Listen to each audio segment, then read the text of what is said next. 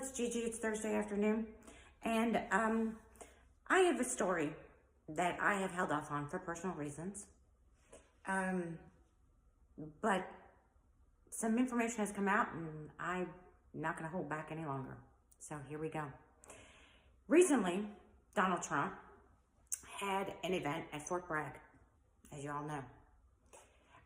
Disclaimer, I'm an 82nd Airborne family, and I have mad respect for the 82nd Airborne, as I do for all military and everyone who serves, and their families. So, when the information came out today about what took place there, I couldn't just let it go, and I won't. Here it is. At that event, first of all, the soldiers were handpicked. They had to have political affiliation with the Republicans. Anyone that didn't could ask their leadership to be removed. They were told they only wanted fit people in the crowd, not fat people. Yeah. Donald Trump, who's never served a day in his freaking life, and neither has any of his family members, could never do a tenth of what any of those men and women do. And he should never wear that hat. In order to wear a red hat, you need to be brave.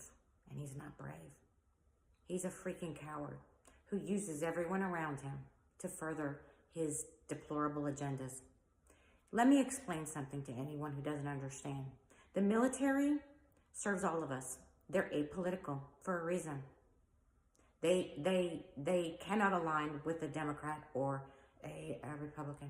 And the Department of Justice certainly cannot. The Department of Defense, cannot. And soldiers are not allowed to show their loyalty to one party or the other if it is going to give the impression that they're speaking in unison with the Department of Defense. Well, Pete Hegseth was there. The President of the United States was there. And anything that went on that day was done on behalf of the Department of Defense. Worse, faux credit cards were sold that had on it white privilege card trumps all. I'm going to say it again.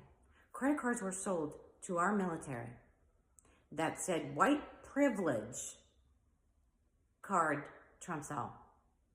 They were also selling hats, Make America Great Again, speaking to the allegiance of MAGA, and other paraphernalia. The optics in the crowd are bullshit, because anyone there was handpicked. They weren't a representation of the military on that base. They were a small portion who align with Donald Trump.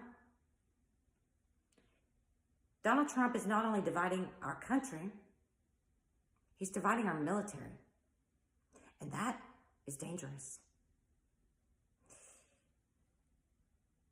When my son hooks up to jump out of an airplane, he doesn't say, "Hey, who'd you vote for?" Or look at their skin color.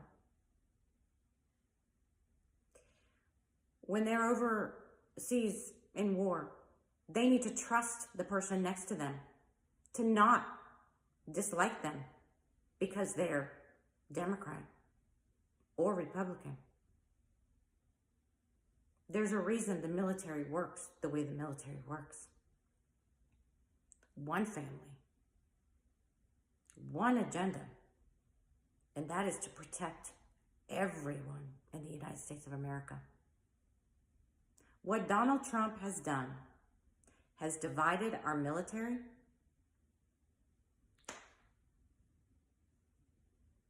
and it's dangerous.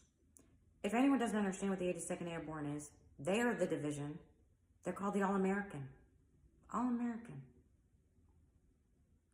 They're the division that must be ready to deploy within 18 hours. No small task. They train every day. They're badasses. And I don't say that because I'm an 82nd Airborne family. I say it because it's the truth. Repost this, because everyone needs to know that when you divide America, you weaken America. When you divide our military, you put us in danger. Whether you voted for him or you didn't, you're in danger. And if you support what he did, shame on you. Please repost this. Drop me a comment if you have any family members. 82nd Airborne. I'd love to know. And follow me. If you're not, do it. I'll follow you back. It doesn't matter if you're MAGA. It doesn't matter if you're not. Trust me. You want our men and women who are fighting for us to not give a shit who the person standing next to them voted for.